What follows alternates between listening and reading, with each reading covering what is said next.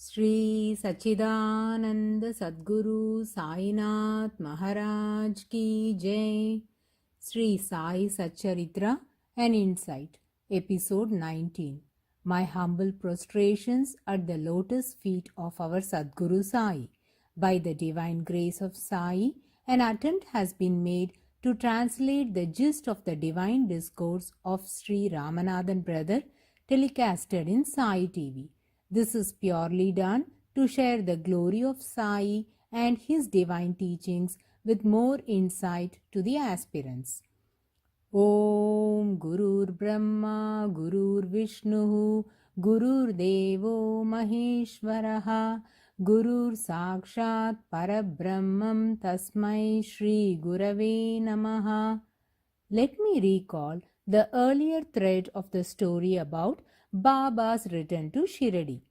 The villagers of Shirdi forcibly brought Baba to Shirdi along with Guru Jawahar Ali. The villagers were rejoicing the return of Baba from Rahata, but they were dejected to see their embodiment of God and Guru Sai Baba serving Jawahar Ali. Whereas Sainath honored the concept of Guru and disciple and practiced it himself, Sai Baba let Jawahar Ali cherish his status as a Guru and accepted his own position as a student. By hook or by crook, the ardent devotees of Baba, such as Kashiram Shimpi, Mahal Sapati, and Appa Kulkarni, wished to relieve Baba from the clutches of Jawahar Ali. So, these devotees involved Jawahar Ali in a discussion with Devidas. Sai was the personification of the Supreme Brahman, but Jawahar Ali was puffed with ego. Sai Bandhus, I have mentioned the splendor of Devidas in the previous episodes. Devidas first came to Shirdi as a pilgrim at a tender age with a loincloth around his waist and stayed in the Maruti temple. He had a good physique, lustrous eyes, and attractive look. He was very learned and well versed in Shastras. Jawahar Ali was also efficient in reciting Quran and he learned the kalmas by heart, but the basic difference between the two scholars was the I tendency. Jawahar Ali lacked humility and was filled with pride. He wanted to be respected and considered himself to be a great scholar. He was not aware of the accomplishments of his disciple. But the disciple knew the shortcomings of the Guru. As Baba's fame has already spread and the Shirdi residents considered Baba as an embodiment of God, Jawahar Ali thought it would be more meritorious for him if he could make Baba as his disciple. Hence, he decided to declare himself as Guru of Sai Baba and acquired a delightful disciple like Sai. To annihilate Jawahar Ali's ego, the devotees of Baba arranged for a debate in Maruti temple and was brought before Devidas. Both the scholars sat facing each other and a debate regarding the Shastras took place. Jawahar Ali and Devidas placed their arguments and it was a war of words. Devidas, besides being a great scholar, had also gained mastery over the supernatural powers, so it was very easy for him to win over Jawahar Ali in the debate. The fakir was found wanting by Devidas and could not bear this defeat, hence he escaped from Shirdi. He went to a place called Vaijapur and stayed there. Though Hemad Band had titled Jawahar Ali as pseudo-guru in Sri Sai Satcharitra, in my perception, Jawahar Ali is not a pseudo-guru as he was a great scholar and was proficient in reciting Quran, but was lacking modesty. In spiritual matters, ingenuity and intelligence are of no use. One who wants to progress in the spiritual life can achieve his own good if he behaves without pride. In fact, Sai Leela magazine has published an article with an image of Jawahar Ali describing his stay in Rahata, and that serves as a proof of his proficiency in literature. The lesson that we devotees learn from this incident is that unless we burn away our bodily pride, we cannot be fit to serve anybody. Our Sadguru Sai Maharaj was a repository of dispassion and is so unique. For Sainath, the whole universe is the incarnation of his own self. Such were the profound ways of Baba. Hence, until the misconcept was cleared up that I am the Guru and Sai the Chela, Sai played up to it. After a period of 12 years, Jawahar Ali's illusion vanished and came to Shirdi and bowed to Sainath. Hemant Pant mentions that the story of Guru and disciple came to an end. Ahankara and Mamakara, that is, I and mine, are the two roots of materialism. Wise ones, knowing this to be truth, say, the burden of preserving myself is not mine. Whatever is to be reaped by self-preservation is never mine. It is the Lord alone who bears and reaps from the burden of myself. Jawahar Ali's illusion vanished when it was destined to, and Sainath accepted him as before, since Jawahar Ali had repented and was purified. Though out of pride Jawahar Ali behaved otherwise, our all-pervasive and omnipotent Sadguru Sai Baba had acknowledged and respected him as before.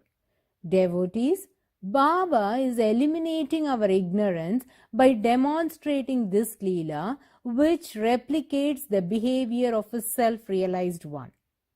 As far this chapter is concerned, Hemant Pant has penned down few remarkable OVs which are very profound. One among them talks about Sai's declaration as Allah is a friend of the poor, and poverty is better than kingship, far better than lordship. Even Jesus Christ has quoted the same in his gospel as, I tell you the truth, it is hard for a rich man to enter the kingdom of heaven, but it is easier for a camel to go through the eye of a needle. Sai Baba always felt that riches are hurdles for spiritual progress. The Sufi saints voluntarily self-restraint by taking up vows of poverty, and this is termed as fakiri. So, Fakir Baba signifies the one who rejects worldly things and willingly takes up poverty. Now, we have reached the pinnacle of this chapter, which describes the merits of reading this chapter.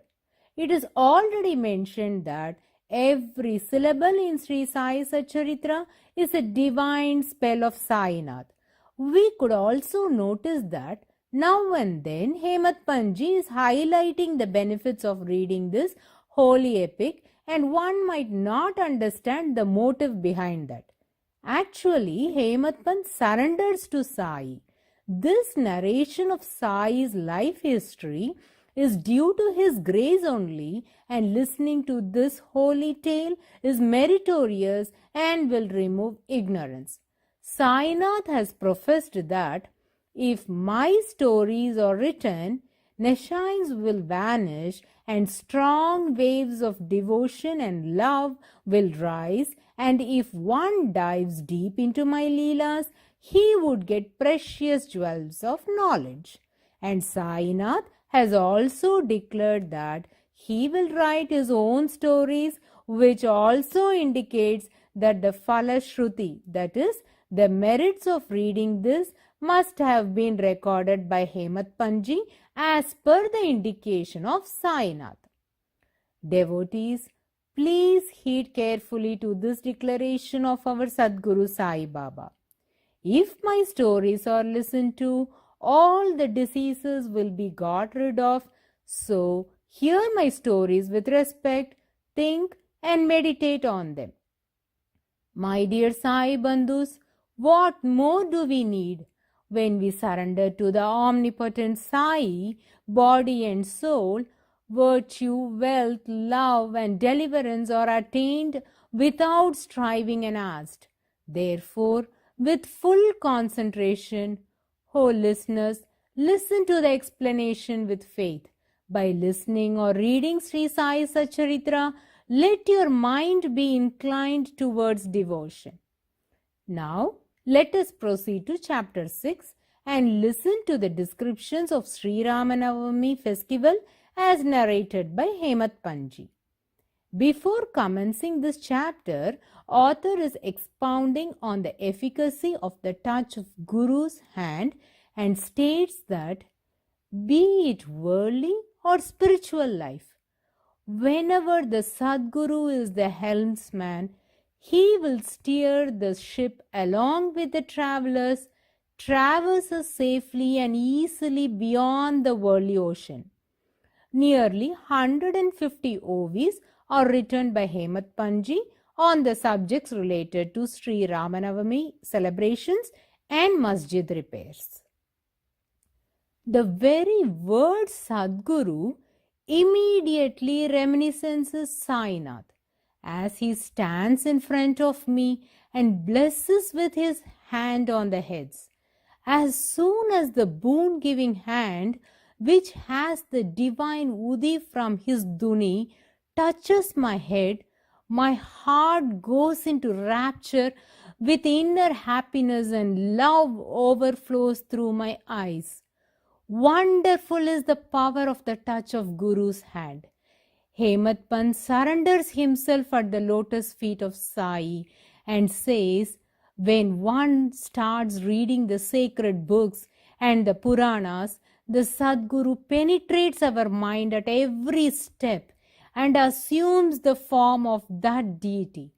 For instance, when I sit to listen to Bhagavat, Sai becomes Krishna, and I think he sings the Bhagavat or Uddhava Gita for the welfare of the devotees, and when I read Ramayan, he becomes Rama and makes me listen to his life.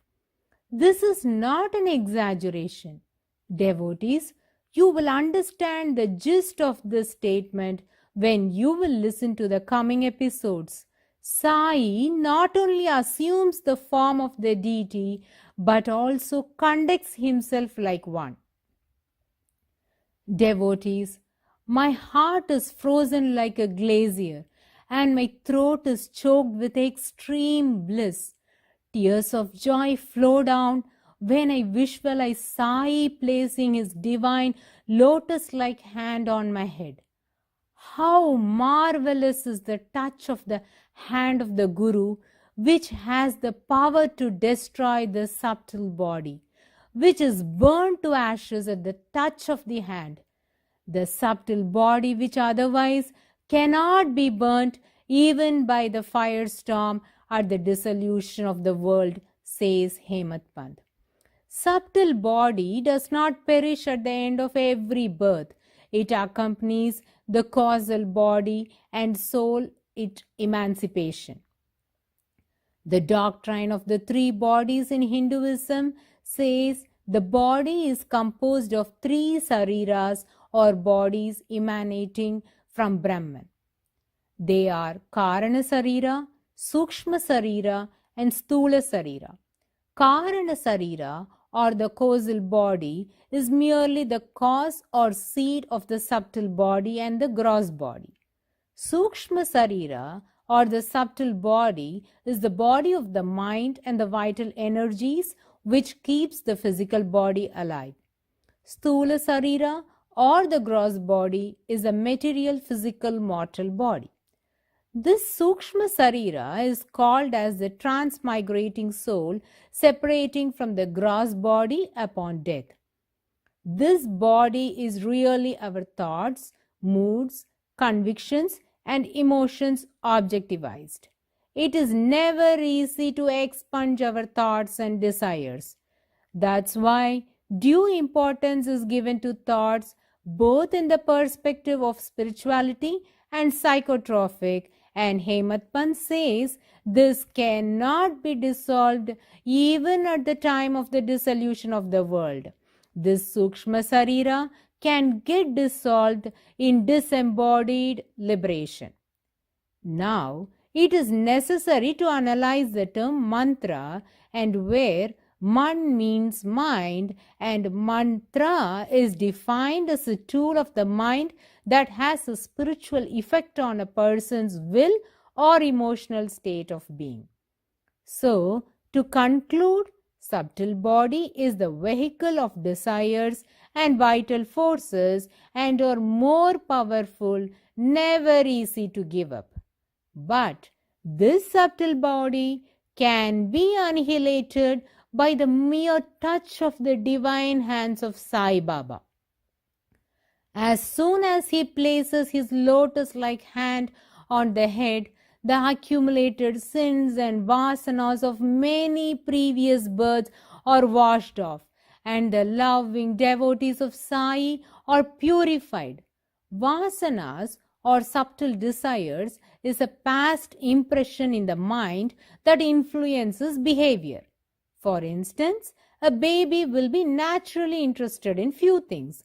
This is because the child is habituated to that thing or had derived the knowledge of it from its memory. Let me give you an interesting example. In olden days, these subtle desires were compared to an empty asphyxia box. No matter how many times you wash an empty hing or asphyxia box, still the smell will emanate from the box and it is not easy to get rid of it. Similarly, the bed of vasanas in the mind emanates imagination through memory, and it is not easy to wipe out those desires. But it is very indispensable to eradicate the vasanas. Only when the desires are destroyed, the subtle body will get dissolved and will lead to liberation. But this can transpire only by the magical touch of the Sadguru, and Hematpant upholds that there is no other path for liberation other than this. After giving his affirmation on the above subject, the author wrote down a couple of OVs describing his helplessness in continuing this divine work. Hematpant says, "When I intend to write and take up the paper and pen in hand, words elude me.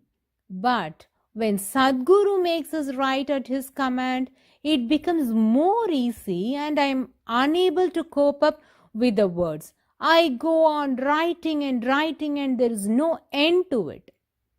Devotees, I would like to share the personal experience of Ramanathan brother here as narrated by him. Sai had blessed me with innumerable experiences, and let me mention one instance here. When I was penning Sai articles to publish in the quarterly magazine for Gaurivakam Sai Temple, I was unable to write a few words or sentences. This happened each time I sat to write, but then I submitted my ego at the lotus feet of Gaurivakam Sai and pleaded Sai to my heart's content. "Baba, I am helpless. I am unable to write your glory. Please guide me." Sai, on his own accord, made me to write. Then I filled pages and pages and even had enough material or excess to carry over for the ensuing quarterly publication. Now, my dear Sai Bandhus, with your consent, I would like to humbly mention that similar divine occurrences have been experienced by me personally for the past 13 years and now. This divine seva, Sri Sai Satcharitra An Insight, is undertaken by the intuition of Sai. I am a mediocre intellect and have no exposure towards making or publishing videos. But had an intense desire to translate the discourses of Ramanathan brother and share the glory of Sai to all his blessed children. Sai held my hand and guided me through every task of the episode, starting with translation, recording, adding appropriate pictures, songs, and publishing in social medias were completely done by the guidance of Sai by Sai Maharaj. I humbly place my head at the lotus feet of our Sadguru Sai and wash his divine feet with my tears of gratitude and beseech our beloved Baba to always bestow his grace upon me and on all the listeners of his divine discourse, and to engage all our mind and body in his divine seva and purify us.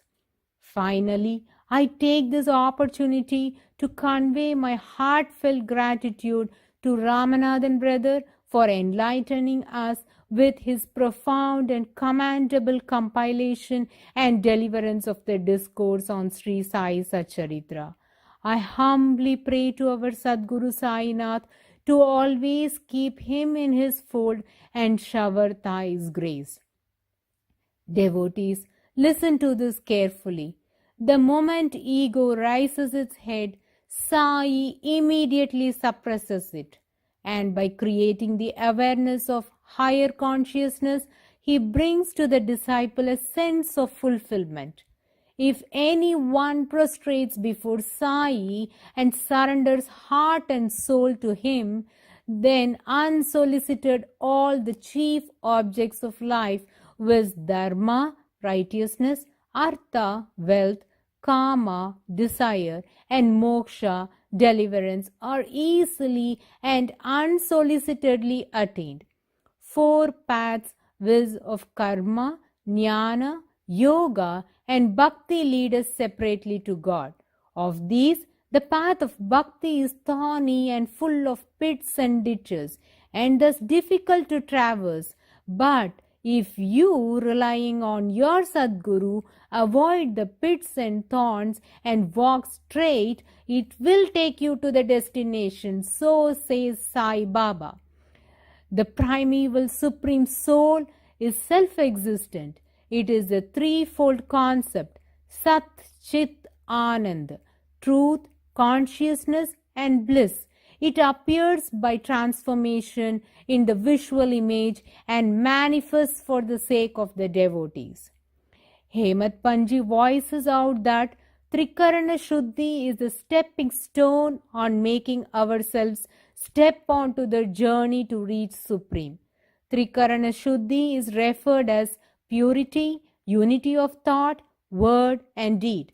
When we surrender our Trikarana Shuddhi at the lotus feet of our Sadguru Sai, then the heart will be fixed on the infinite happiness.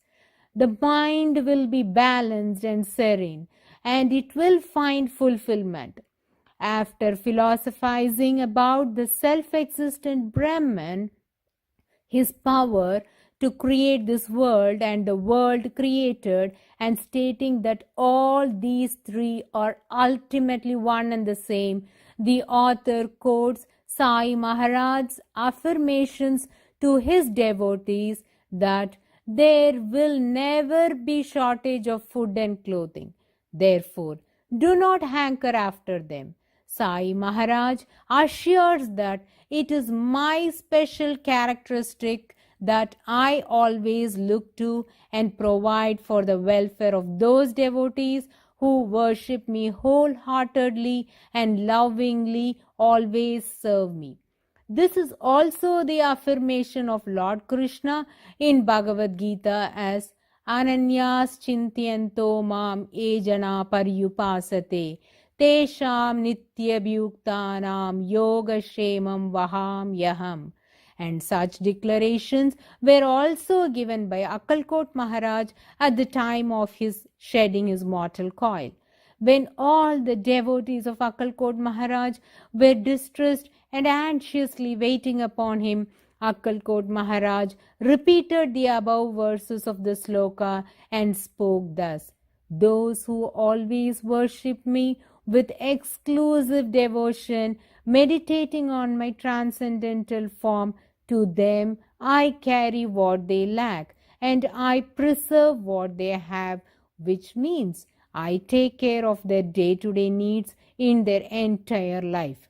And it is also believed that Akkalkot Maharaj pronounced that his powers will exist in Shirdi. Devotees, please recall that a mention of a similar pronouncement was also made in the previous episode while narrating the incidences related to installation of Sainath's divine Padukas in Gurustan by Bhai Krishnaji Ali Bakar. Akkalkot Maharaj has declared in the vision of Ali Bakar, "Now Shirdi is my resting place. Go there and offer your worship."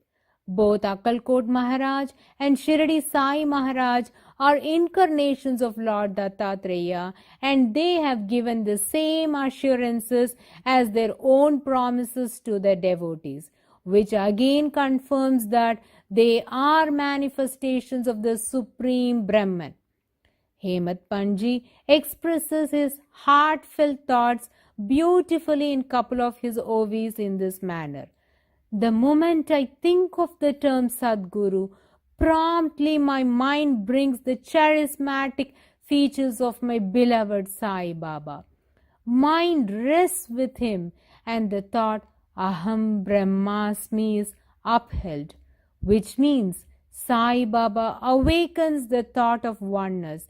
The inner happiness reveals itself, dissipates the twofold nature because of the oneness with God, and evenly spreads unity.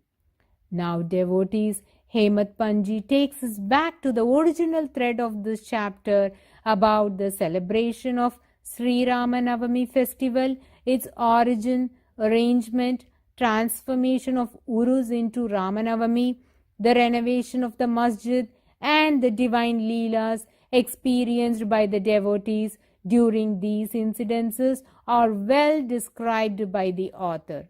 We can listen to more divine glories of our Sai Maharaj in the coming episode. Bow to Sri Sai. Peace be to all. Om Sai Ram.